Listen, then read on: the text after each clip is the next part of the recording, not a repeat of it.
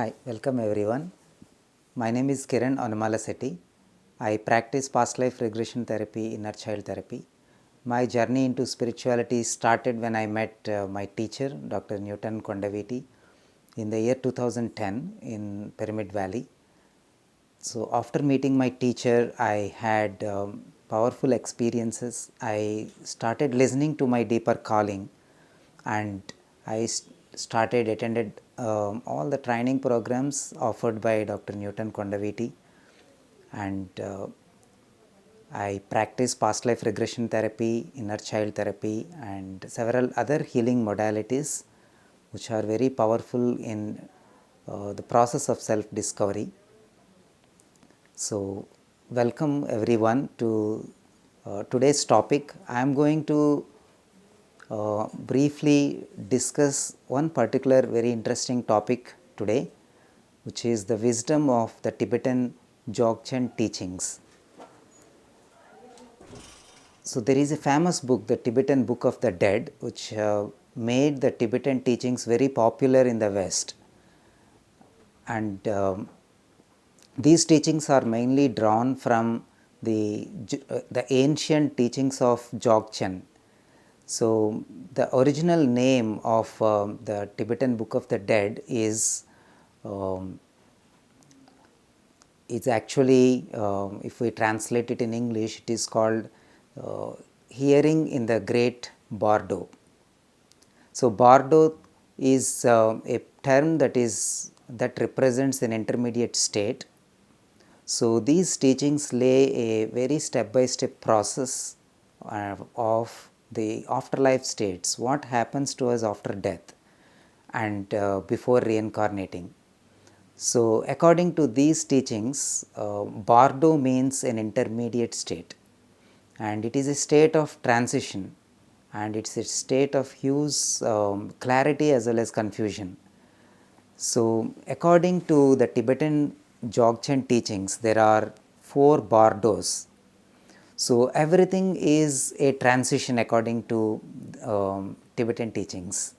For example, we are living in this physical 3-dimensional world. It is called the Bordeaux of Living. It is actually the physical life, but it is considered as a transition. It is a transition into the afterlife state. So, similarly, after this physical life, and we vacate our body and we move on as pure consciousness, as a soul, then we enter the next Bardo, which is called the Bardo of death or Bardo of dying.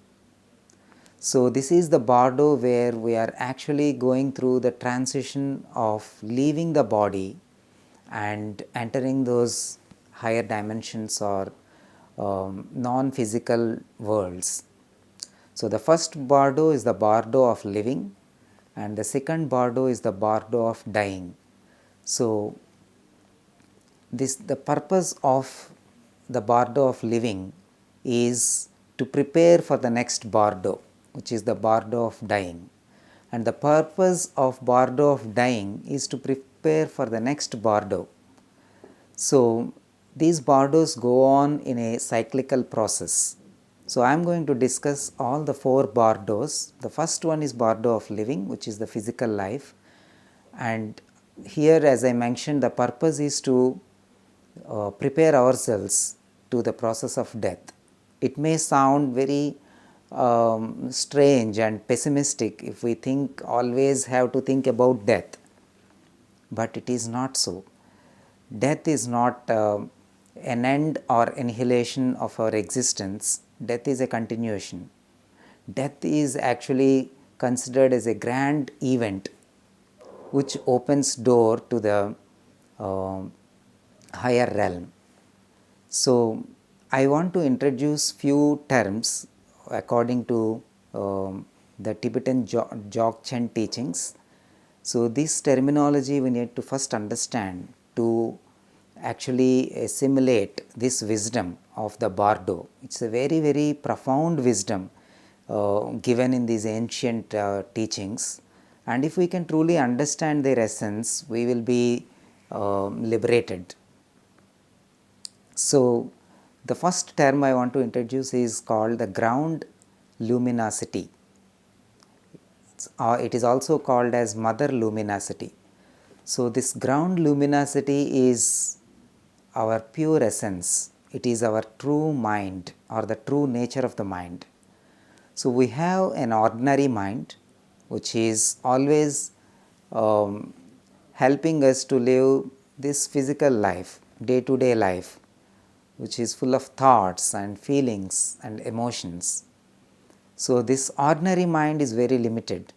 It makes us believe that we are these three-dimensional beings.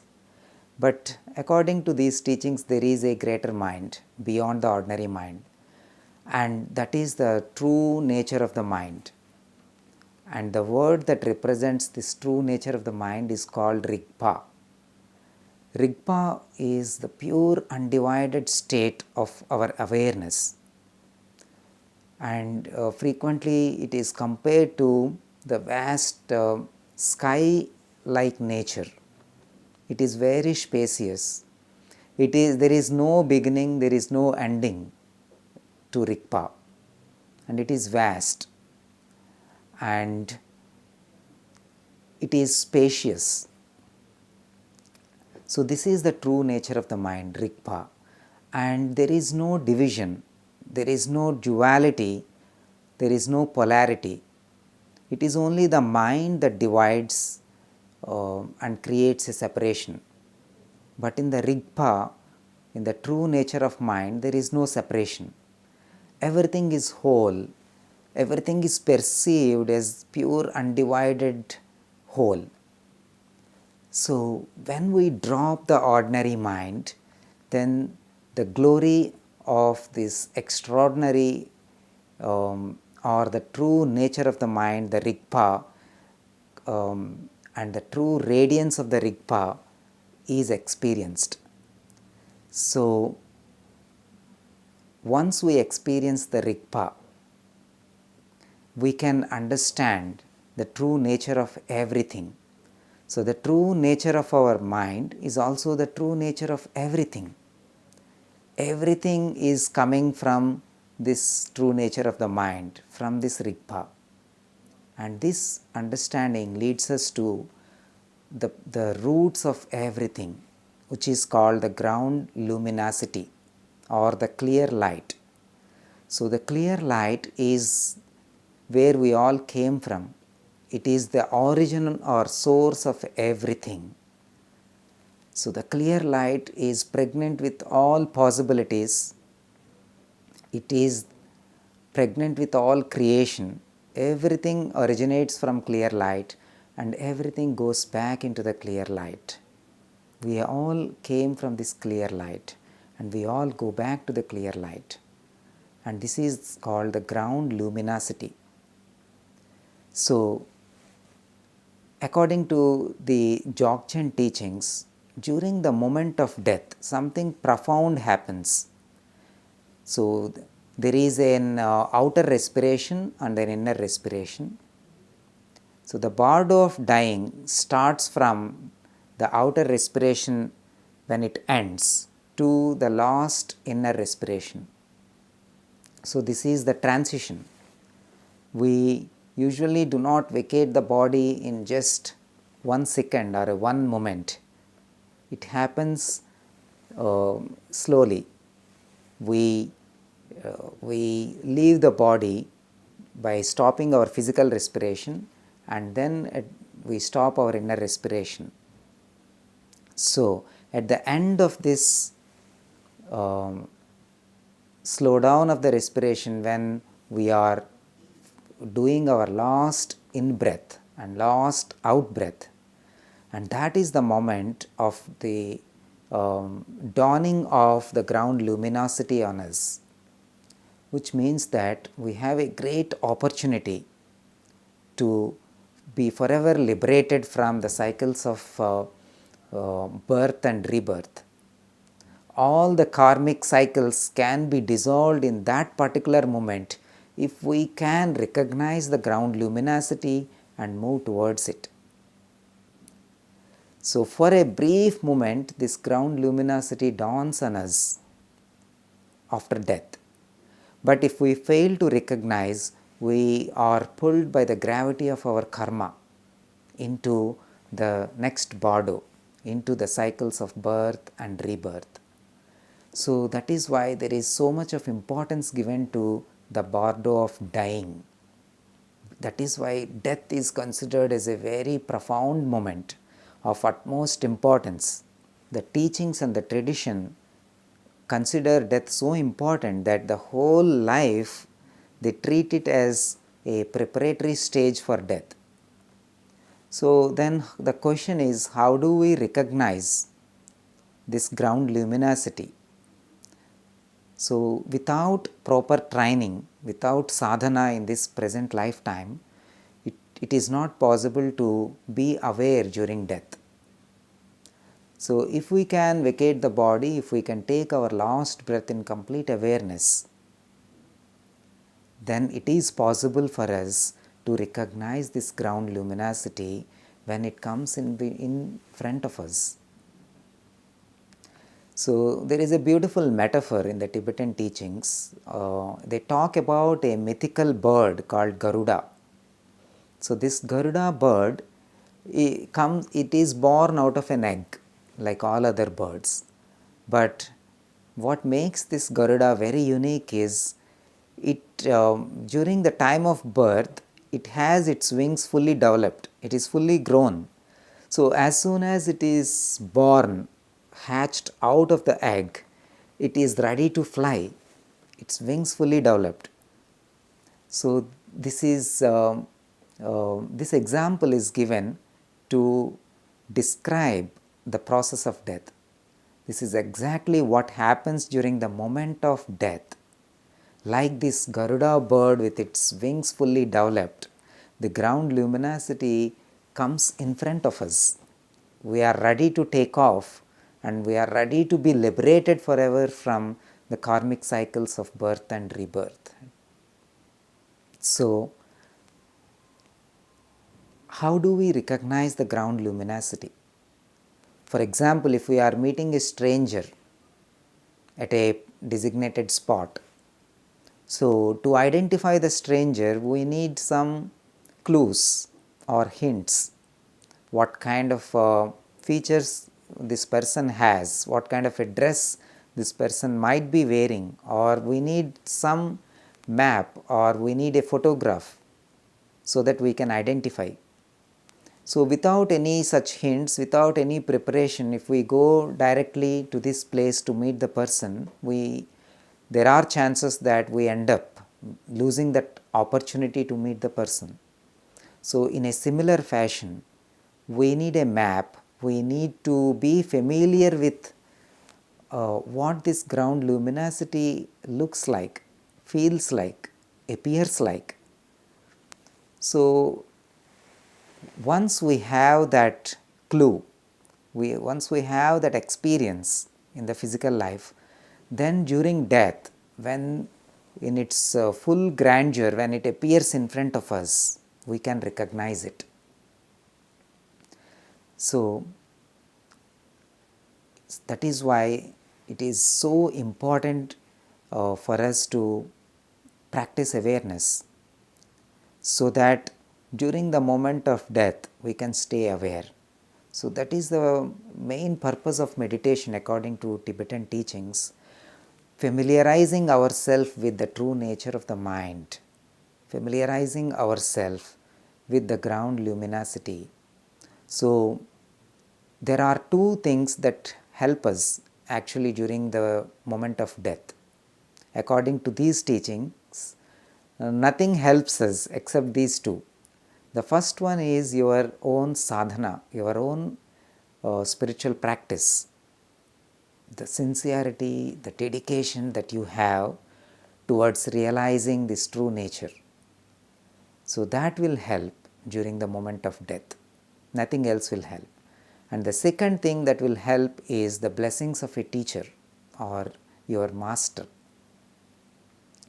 So even if you don't have the first one, if you have the second one, then you are liberated. You can experience and recognize and move into the ground luminosity during the moment of death. So friends, these 2 points are so important. So the first one is self-practice, practice of meditation, practice of awareness. So the practice of self-liberation. Meditation is nothing but the practice of self-liberation, liberating everything that is understood as self, as me, as I, all your thoughts and all your emotions. When we see them as they are liberated. So the Tibetan teachings, the Dzogchen teachings are very, very powerful because they give us a direct map to this ground luminosity or the mother luminosity. So the next term I want to introduce is the child luminosity or the path luminosity. So this is the awareness that you cultivate during this lifetime through initiation from your master, through the blessings of the teacher. You enter into a spiritual path, a path of meditation, a path of self-discovery, which is very essential. And this path is called path luminosity. So by virtue of your own self-practice and by virtue of the blessings of your teacher, you are now, you developed your own Rigpa. Rigpa is your own inner state of awareness. Okay. This is not completely the ground luminosity yet. That's why it is called as child luminosity or path luminosity.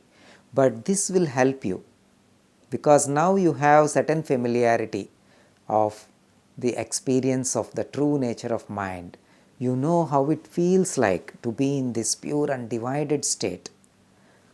So as soon as this moment of death comes, we can be fearless.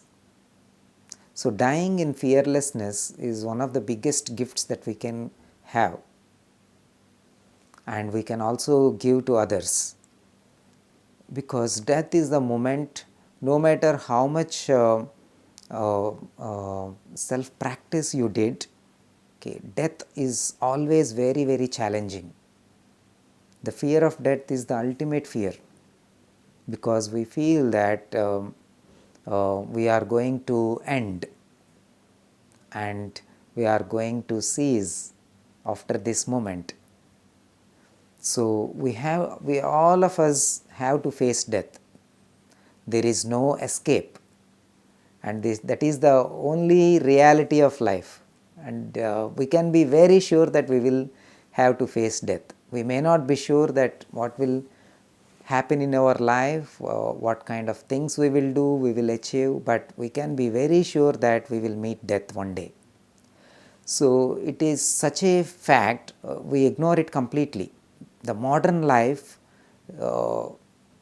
it completely shields us from having any understanding of death. It is treated as something very negative, something that is unwanted, something that is bad, something that is the worst thing that can happen to us. So that is how we are also training our next younger generations, also trying to shield us from this understanding of death. But it's not going to help us. One day we have to face it. And if we can face it with awareness, if we can face it with complete understanding, then the transition will become very easy. The transition will become a celebration. In many ancient traditions, death is a celebration. And because death is that glorious moment, that is the culmination of life. Because your ordinary mind dissolves in that moment. If you are ever in the presence of a dying person, you will understand. You will understand what it means to go through this process. Because it's not easy, it is very painful. You have to drop all your identifications. Whatever you thought that is permanent, you realize in that moment that everything is transient. There is nothing called permanence. Everything is impermanent. Even this physical body is impermanent. So during that moment, the awareness really helps. So friends, it is very essential for us to embrace death with joy and love. So sincerely practicing meditation will help us be prepared for this glorious moment. And then we enter into this Bardo of dying, which is the painful Bardo. And we can reduce this pain, reduce this suffering by practicing awareness. And the next Bardo is called the Bardo of Luminosity. This is the Bardo where the ground luminosity dawns on us. We enter the clear light for a brief moment, and if we are aware, and with this awareness, with this path luminosity, if we can move into and recognize the ground luminosity, then we are forever liberated. So the beautiful analogy that the Tibetan teachings give for this moment is a child meeting a mother. How this child feels when the child meets the mother. The child running towards the mother and joining the mother's embrace. So this is the joining of the two luminosities, the child luminosity joining and merging with the ground luminosity. And this is a great moment of awakening.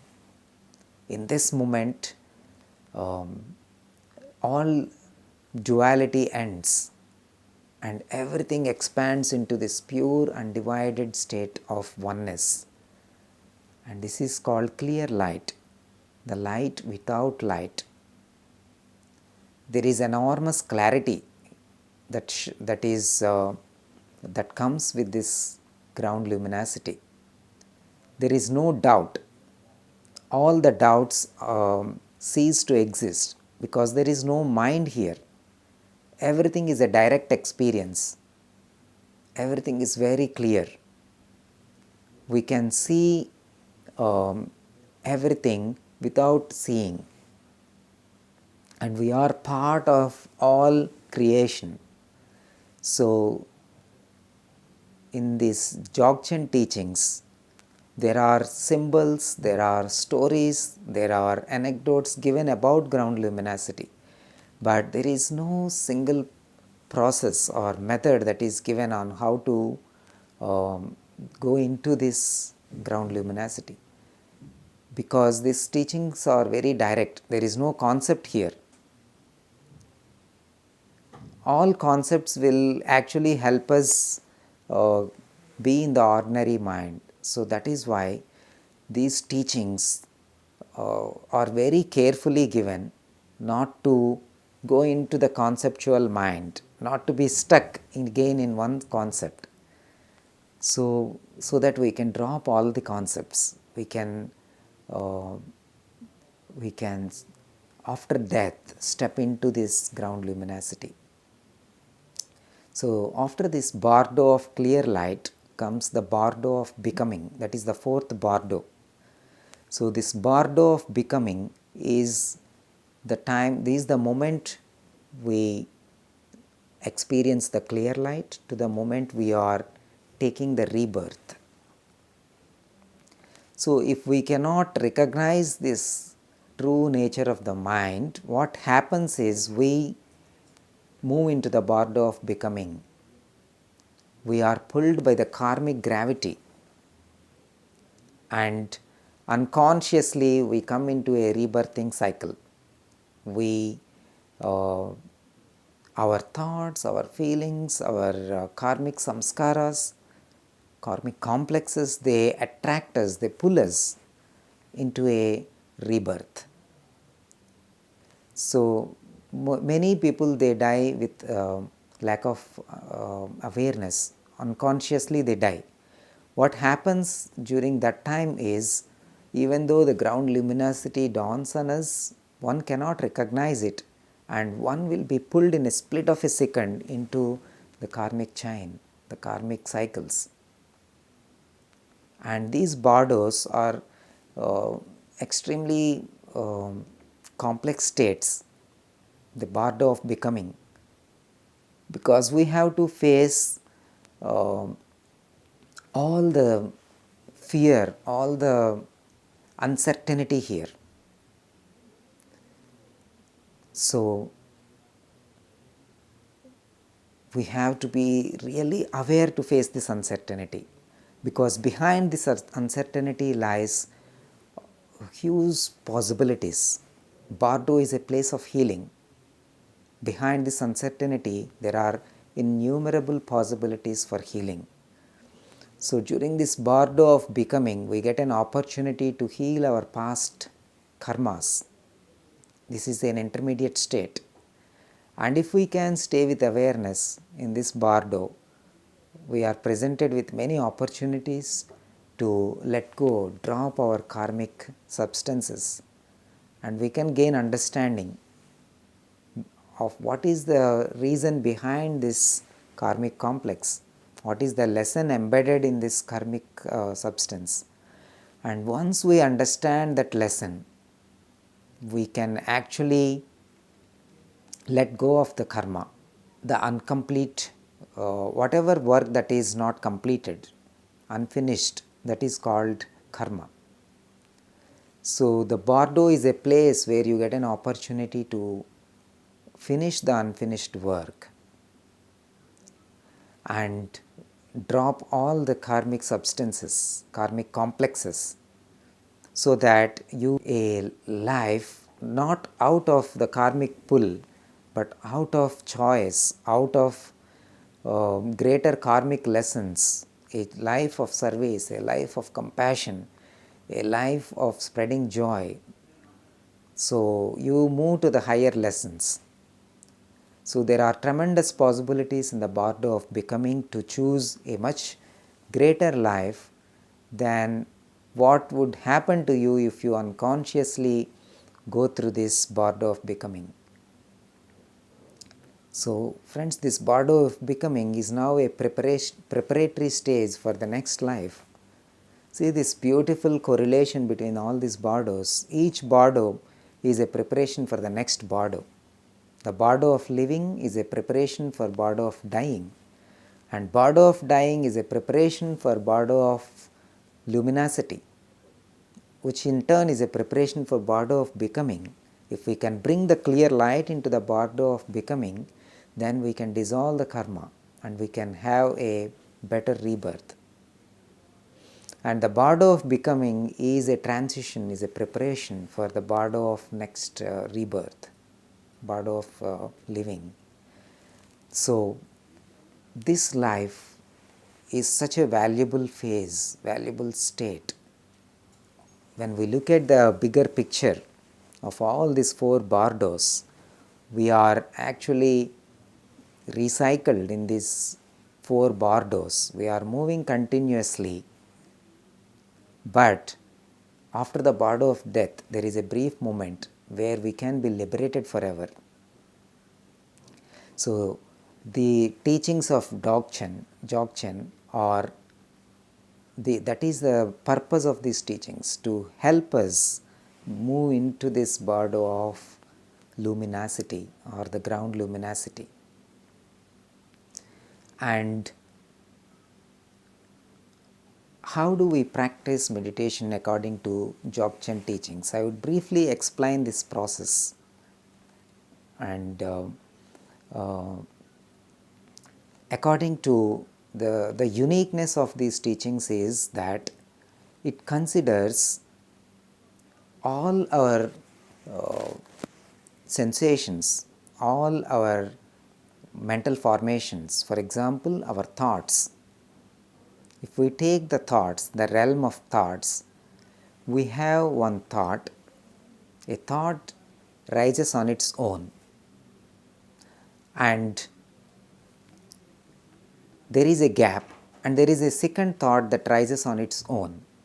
Between two thoughts there is a gap, and this gap is nothing but pure Rigpa. It is a state where there is nothing, there is only a gap, there is only undivided awareness. So it happens to us all the time. We all go through these gaps, but we don't pay attention to them because our thoughts are coming one after the other so quickly, we hardly pay attention to the gap. So if we can lay our awareness in this gap, we have the experience of Rigpa.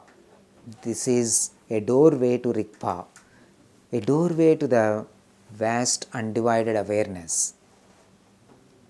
So the second thought, when it rises, it again falls back. So the thoughts are seen as the self-radiance of Rigpa. This is the beautiful teaching of Jochen. Thoughts are not considered as bad. Your emotions are not considered as unwanted. Your feelings and sensations are not against meditation. They are all part of meditation. Your thoughts are also part of meditation. Your sensations are also part of meditation. So, in this practice, there is no need to fight with thoughts. There is no need to suppress your thoughts. There is no need to suppress your feelings, because thought is a self-radiance of Rigpa. This is the beautiful teaching. Your feelings, your dark emotions like anger, fear, sadness, they are also self-radiance of Rigpa. So, when you see an emotion for what it is truly, then it dissolves back into the vast ocean of Rigpa. But what we do out of ignorance, out of lack of awareness, as soon as an emotion arises, we identify with it. We name it. We name it saying that, oh, this is sadness. And another thought comes out of this sadness, which is fear. And out of this fear comes a greater fear. So an endless chain of deluded thoughts and emotions will take over our ordinary mind. Our ordinary mind becomes so full that we are obscured from this true Rigpa all the time. So, to realize our true nature of mind, we have to understand that we have to see these thoughts and emotions for truly what they are, not classifying them, not labeling them, not identifying with them, not grasping them. If a pleasurable feeling comes, we want to grasp it, hold it, because we want that pleasure, we want that happiness, we want that joy, and we grasp it. So, as soon as our ordinary mind grasps an emotion or a feeling, there is a division. There is something that is grasped, there is something which is grasping. But when you become aware, when you see an emotion for what it is, just witnessing this emotion. For example, if you see an ocean on a stormy night, it has very turbulent, rough waves, very fierce and rough waves. Our mind is like that. Always these thoughts are rising, fierce thoughts, stormy thoughts. They arise and they fall. But it is impermanent. A thought that has risen, it has to fall back. And when this wave falls, what happens to this wave? It becomes one with the ocean and it becomes silent. So, similarly, our thought or a turbulent emotion that has risen, it has to fall back. And during this rising and falling, if we can be in this state of witnessing, if we can just be in the state of observing these waves, not identifying with the wave, that is truly the nature of a thought. It rises and it falls. It is truly the nature of an emotion. It rises and it falls back. Then something profound happens. If we start practicing this, it will be very powerful. We will be liberated from these difficult emotions forever. Then our life becomes much simpler, much effortless. We start seeing all thoughts as same. We start seeing all emotions as same. We will not grasp, we will not reject a particular emotion. So when fear comes, we just allow it. When sadness comes, we just allow it. When pain comes, we just allow it. And it's not an easy practice. It requires, according to the Tibetan teachings, they say that it requires tremendous practice, and most of the time this practice has to be done in the presence of a teacher. Without a teacher initiating you, showing you this path luminosity, it is very difficult for one to be aware during the turbulences of life. So,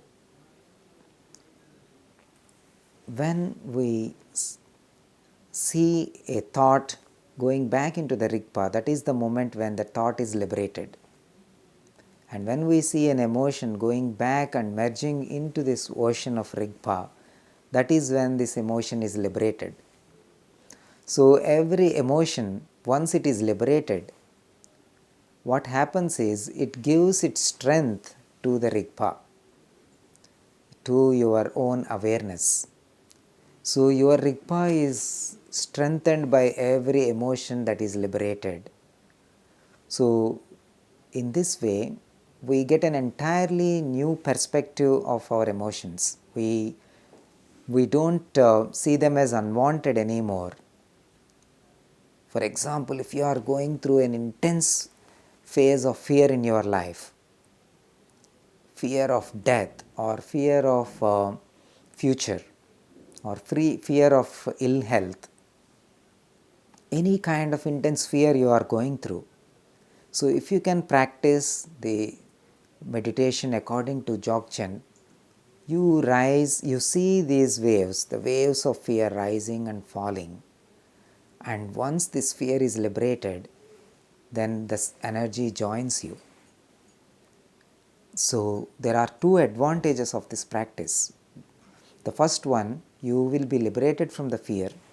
You see that fear is nothing but the self-radiance of Rigpa, and you are not identified with it.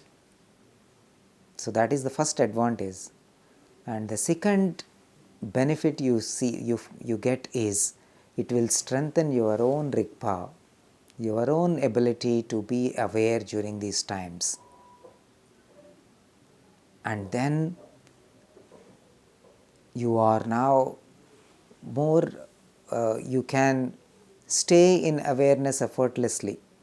Your meditation practice becomes effortless, and you effortlessly stay in the state of pure undivided awareness.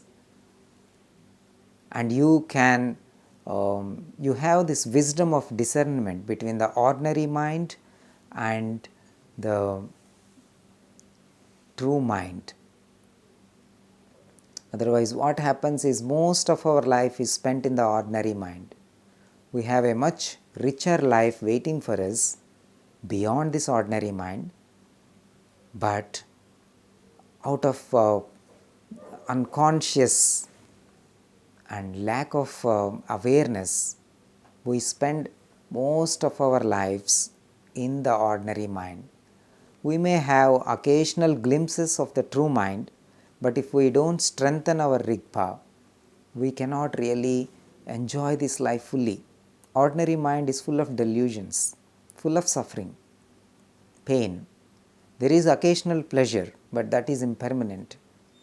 Everything is impermanent. So we go in these phases of pleasure and suffering, pain and pleasure, they alternate. But when we drop the ordinary mind, if we can strengthen the Rigpa, we can use all our life challenges to strengthen our Rigpa. That is the beauty of these teachings. And this is the way out of suffering. We can come out of our personal suffering as well as strengthen our awareness, the Rigpa. Now, this strengthening will really help us during the final moments of our life. Once we are enough grounded in this Rigpa, then the transition becomes smooth, effortless, beautiful, joyful.